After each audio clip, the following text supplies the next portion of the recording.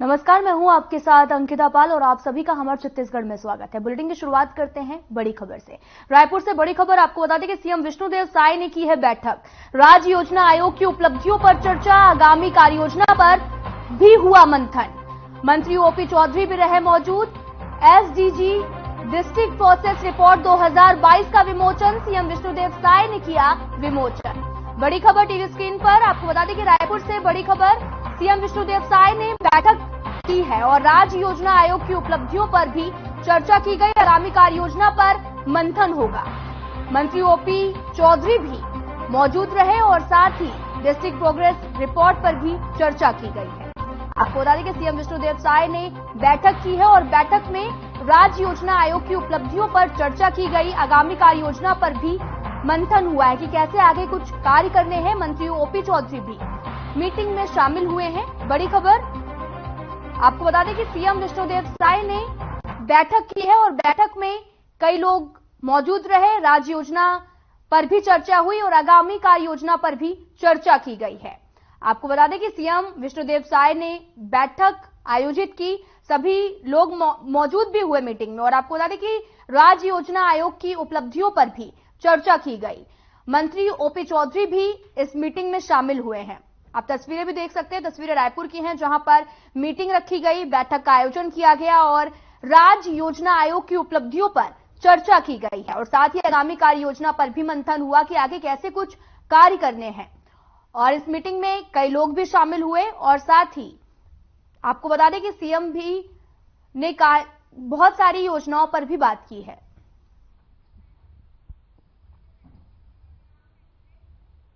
बीजापुर में निर्मल आंगन कार्यक्रम को लेकर ब्लॉक स्तर पर वर्कशॉप का आयोजन किया गया है, जिसमें आंगनबाड़ी कार्यकर्ताओं और साथ ही वॉलंटियर्स को भी जानकारी दी गई है। वर्कशॉप में क्या कुछ खास रहा और निर्मल आंगन कार्यक्रम क्यों खास है, देखिए इस रिपोर्ट में।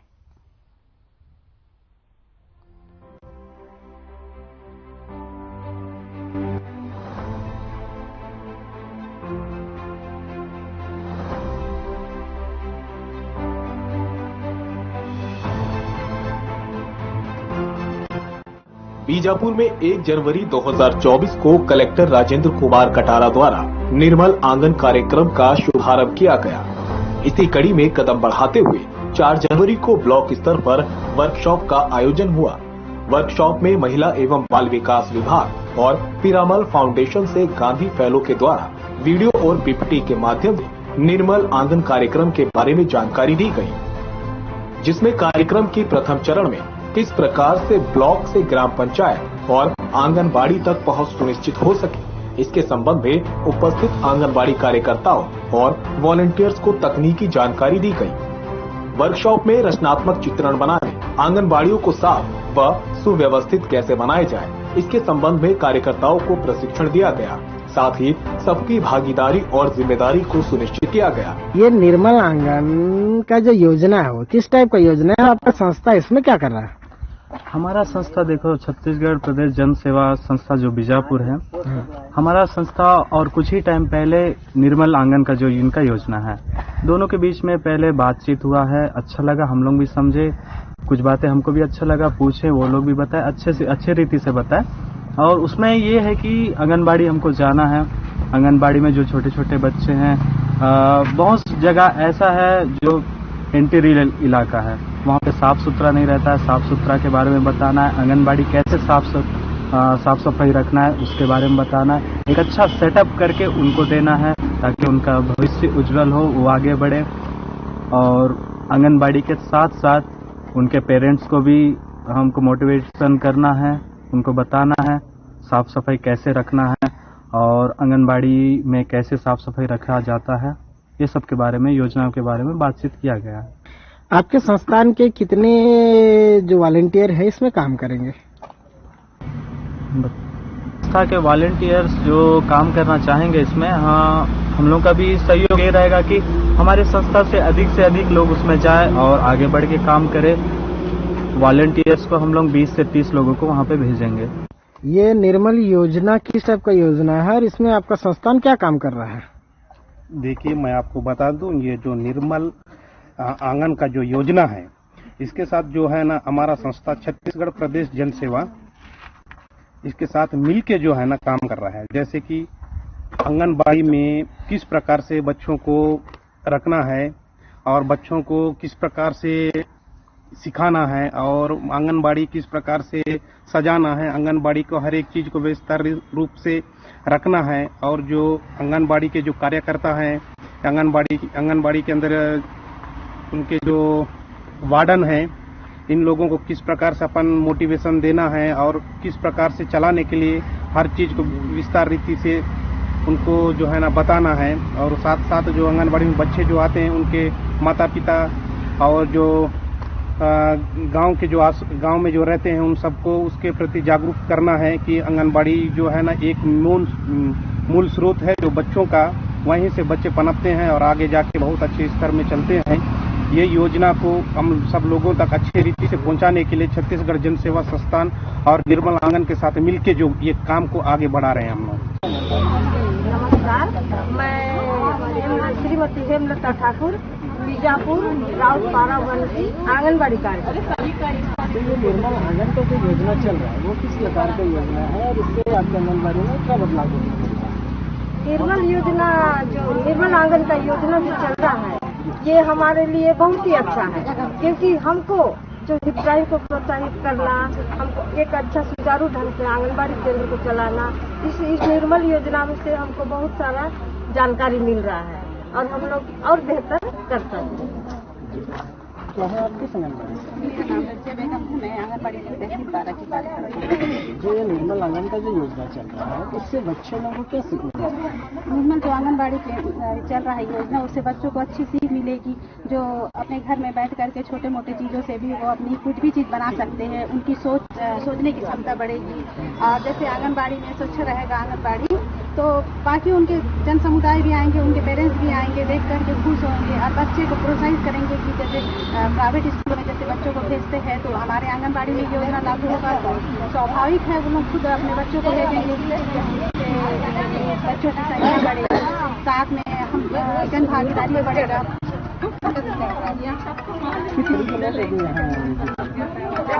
हमारे 17 आंगनबाड़ी के बाहर में है इस योजना का लाभ लेने के लिए और सीखने के लिए कि इससे क्या प्रभाव पड़ेगा बोल करके। तो आंगनबाड़ी जैसे हम लोग यहाँ पे सीख के जा रहे हैं तो बहुत हम लोग को सीखने को मिला है कि हम अपने आंगनबाड़ी केंद्रों में किस तरीके से और अच्छा आकर्षण बनाए ताकि बच्चे आए, अभिभावक आए, एक आंगनबाड़ी गांव का मुख्य केंद्र स्थापित हो सके। आपका नाम क्या है? आपकी आंगनबाड़ी से? आप सभी को मेरा नमस्कार। मैं आंगनबाड़ी केंद्र चट्टानपारा बीजापुर से हूँ। मेरा नाम भवानी पिल्ले है। हम लोग देखते हैं कि बच्चे लोगों का जो पढ़ाई का नींव रखा जाता है वो आंगनबाड़ी से ही होता है। जी, तो इसमें आप किस तरह का बच्चों को पढ़ाते हैं और ये निर्मल आंगन से आप कैसे बच्चों को पढ़ाते हैं? जैसे बच्चों का सबसे पहला चरण होता है आंगनबाड़ी से ही शुरुआत होता है, तो हम बच्चों को हर चीज को सिखाते ही हैं। लेकिन हम जब निर्मल आंगनबाड़ी के बारे में जानकारी हुई तो हम लोगों ने बच्चों के लिए और ही ज्यादा सोच रखा। जैसे स्वच्छता के विषय में बच्चों का जैसे पालन पोषण है, जैसे साफ सफाई होगा तो बच्चों के पालन पोषण में भी सुधार आएगा। जैसे हम आंगनबाड़ी में साफ सफाई रखेंगे तो हम बच्चे के हितग्राही को, माता पिता को ये भी बताएंगे कि आप लोग जिस तरह आंगनबाड़ी में साफ सफाई देख रहे हैं तो ऐसे अपने घर में भी साफ सफाई रखें, जिससे के स्वास्थ्य पर भी अच्छा असर करेगा।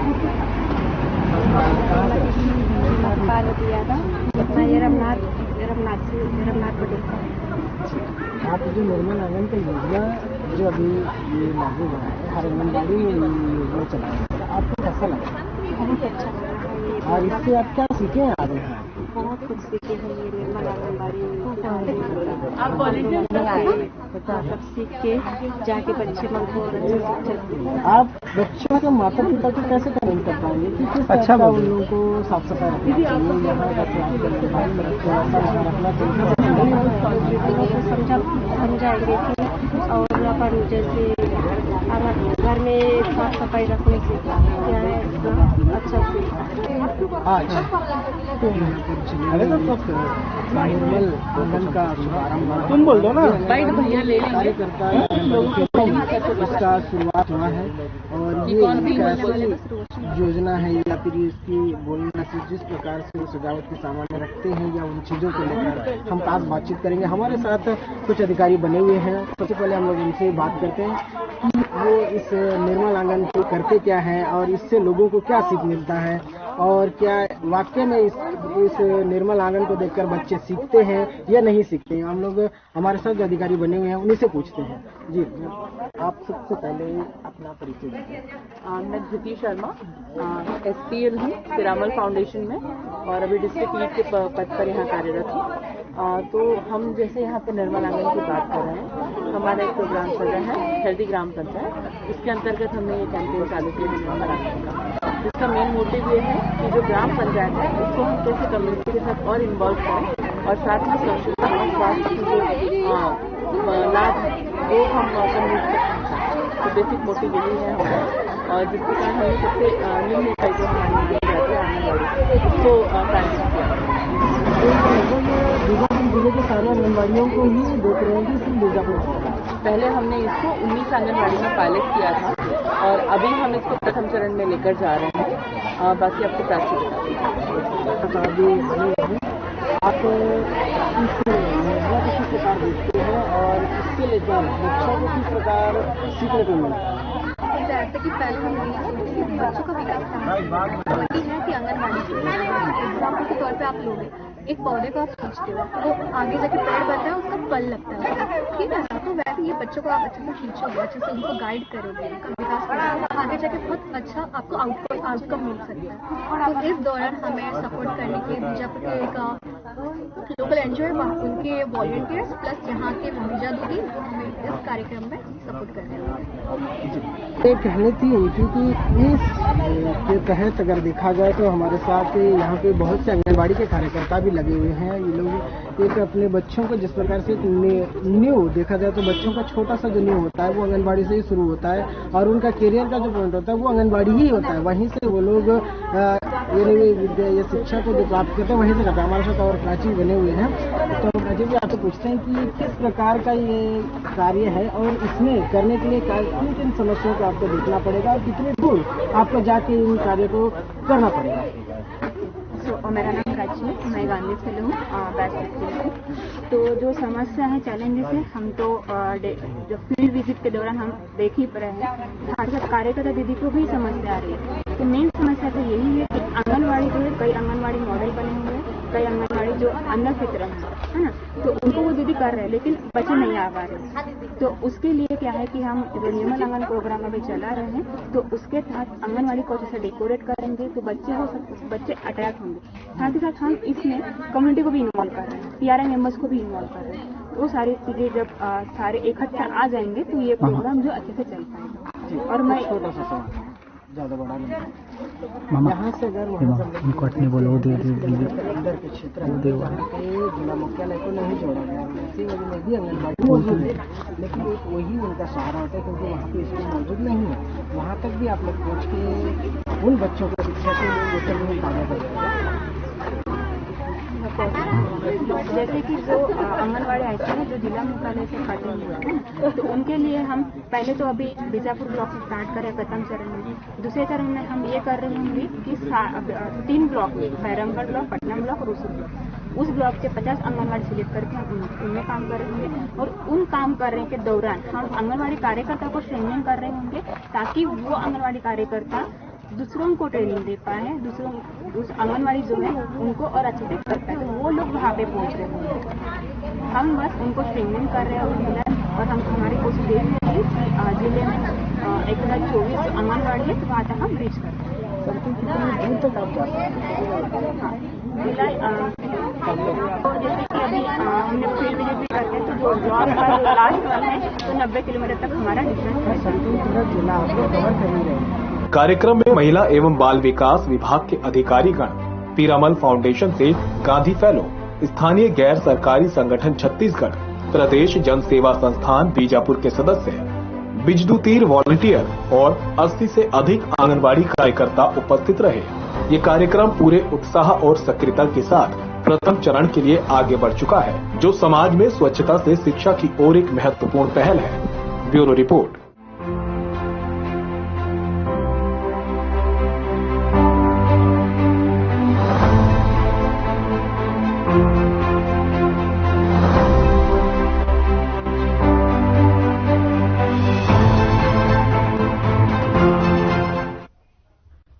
वहीं मस्तूरी विकासखंड की ग्राम पंचायत राग में जब मोदी की गारंटी वाली गाड़ी पहुंची, तब यहां पर आपको बता दें कि आयोजित शिविर में केंद्रीय योजनाओं से लाभान्वित हितग्राहियों ने भी योजना से लाभ मिलने के बाद में उनके जीवन में आए बदलाव की जानकारी सभी के साथ शेयर की है। आपको बता दें कि ग्राम पंचायत राग के लाभान्वित जो लोग हैं वो हितग्राही संतोष कुमार यादव ने बताया कि पहले वे मिट्टी के घर में रहते थे, जहां पर उन्हें काफी परेशानियों का सामना करना पड़ता था। प्रधानमंत्री आवास योजना से खुद का पक्का मकान बनने के बाद में अब वे निश्चित होकर सो पाते हैं।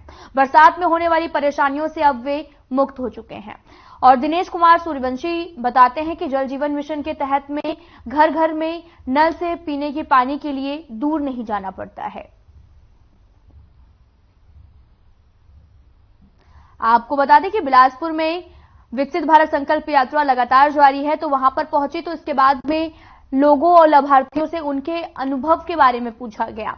तो लाभार्थियों ने भी अपने अनुभव को साझा करते हुए मिल रही सुविधाओं के बारे में बताया। उन्होंने कहा कि अब हमें पानी लेने के लिए कहीं दूर नहीं जाना पड़ता है और आवास पर बोलते हुए भी कहा गया कि हमें आवास मिल गया है और पहले हम कच्चे मकान में रहते थे तो कई तरह की परेशानियां होती थी। बारिश के पानी जब होता था तब उसकी वजह से भी काफी दिक्कतें होती थी, गंदगी होती थी, लेकिन अब हमें पक्का जो मकान है वो पक्का मिल गया है, जिससे हमें अब परेशानी नहीं होती है। दिनेश कुमार सूर्यवंशी, जो कि ग्राम राग के रहने वाला हूँ और हमारे गांव में पानी टंकी जल जीवन मिशन के तहत बन चुका है और हर घर में नल कनेक्शन भी दिया गया है। कुछ बातें जो बहुत जल्दी कंप्लीट कर दिया हो जाएगा। हमारे घर में सब बन गए हैं, पड़ोसियों के घर में भी बन गया है, जिसके लिए मैं हमारे देश के प्रधानमंत्री श्री नरेंद्र मोदी जी का बहुत धन्यवाद कर रहा हूँ, क्योंकि नल जल जीवन को हमारे गांव में और प्रत्येक गांव में जो लाए हैं उसके लिए बहुत बहुत। वहीं राजस्व एवं आपदा प्रबंधन मंत्री टंकराम वर्मा ने महानदी भवन मंत्रालय में अपना पदभार ग्रहण किया है। मंत्री टंकराम वर्मा ने विधिवत पूजा अर्चना कर पदभार को संभाला और इस दौरान उनके परिवार के सदस्य भी मौजूद रहे। आपको बता दें कि विधिवत पूजा अर्चना कर अपने पदभार को संभाला है। परिवार के सदस्य भी मौजूद हैं। आप तस्वीरें भी देख सकते हैं जो कि रायपुर की हैं, जहां पर मंत्री टंकराम वर्मा ने अपना पदभार संभालने से पहले पूजा अर्चना की और उनके साथ में उनका पूरा परिवार भी शामिल हुआ और विधि विधान से पूजा अर्चना की गई, आरती की गई और साथ ही परिवार के सदस्य भी मौके पर मौजूद हैं। मंत्री टंकराम वर्मा ने उसके बाद में अपना पदभार भी ग्रहण किया। आप तस्वीरें भी देख सकते हैं जो कि विधिवत पूजा अर्चना करने के बाद अपना पदभार संभाला और साथ ही उन्हें अभिवादन देने के लिए लोग भी शामिल हुए।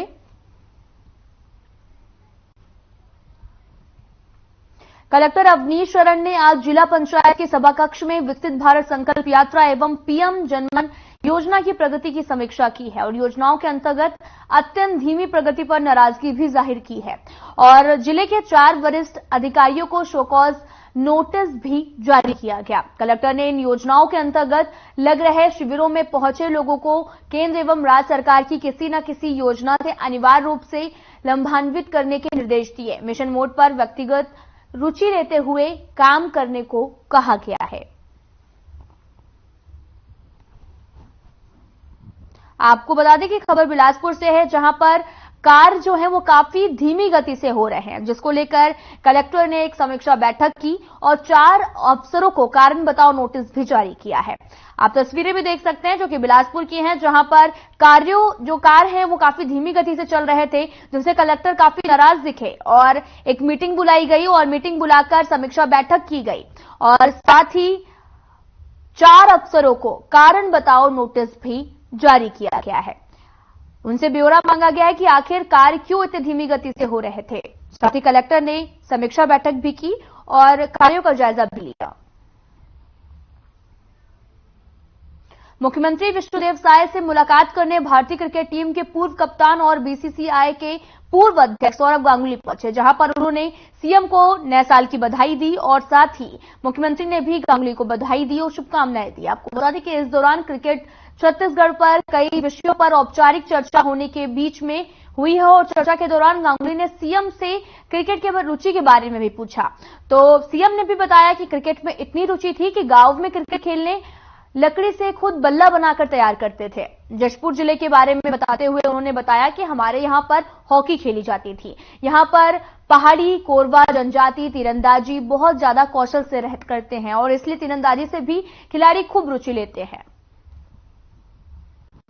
आपको बता दें कि सीएम साय से सौरभ गांगुली ने बातचीत की, उनसे मिलने पहुंचे और नए वर्ष की शुभकामनाएं भी दी और साथ ही उन लोगों ने काफी लंबी बातचीत भी की, जिसमें सौरभ गांगुली ने आपको बता दें कि सीएम से पूछा कि आखिर आपको क्रिकेट में रुचि है। तो उन्होंने अपने बचपन को याद करते हुए बताया कि हमें काफी रुचि है। जब हम बहुत छोटे थे तो लकड़ी का बल्ला बनाकर मैच खेलने जाते थे। वैसे तो हमारे यहाँ हॉकी खेली जाती है और हॉकी में ज्यादा इंटरेस्ट दिखाते हैं और भी कई अहम विषयों पर चर्चा की गई है।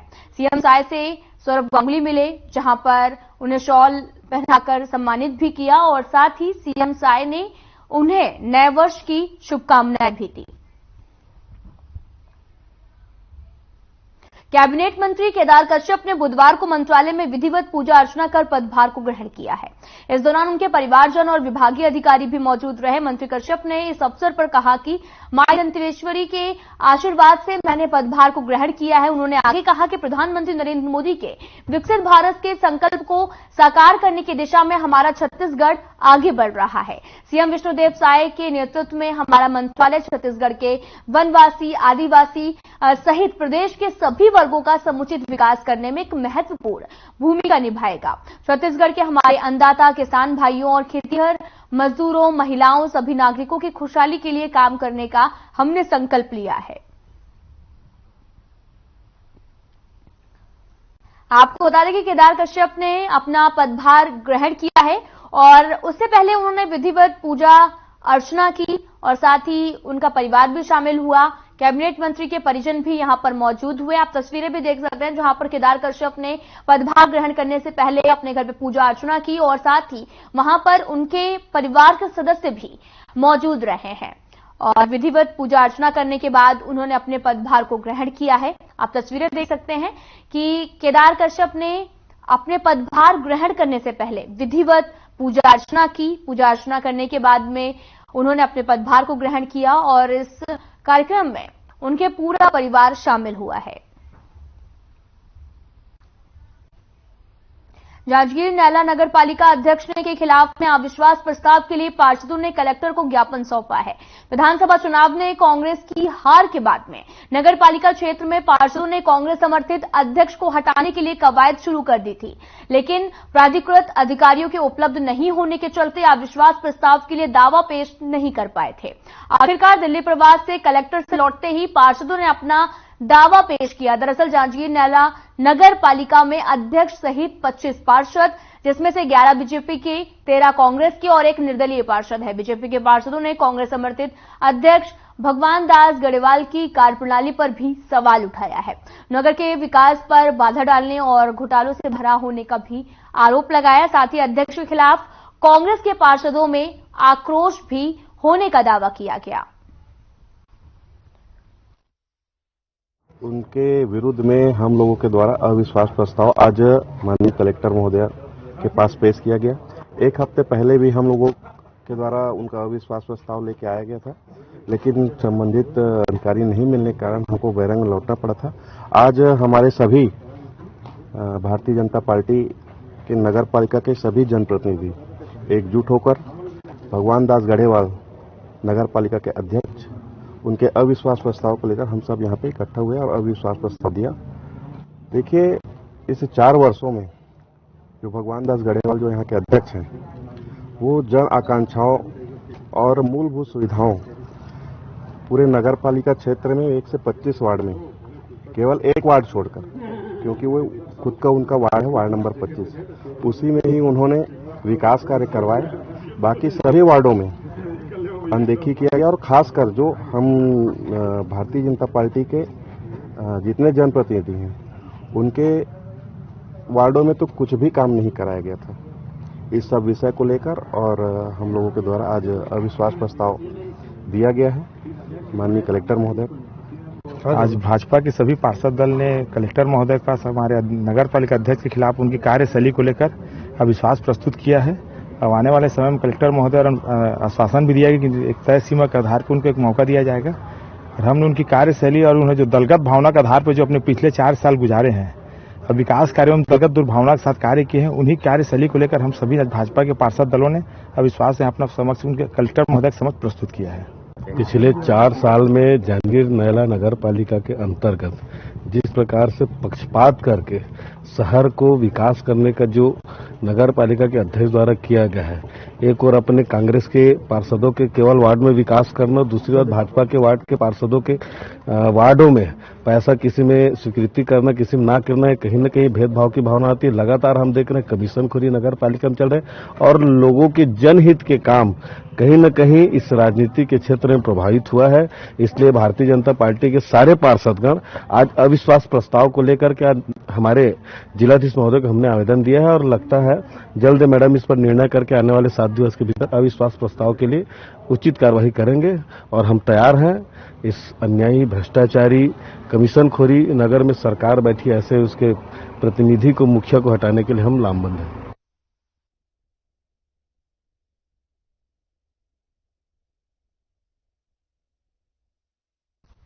फिलहाल इस बुलेटिन में इतना ही। नमस्कार।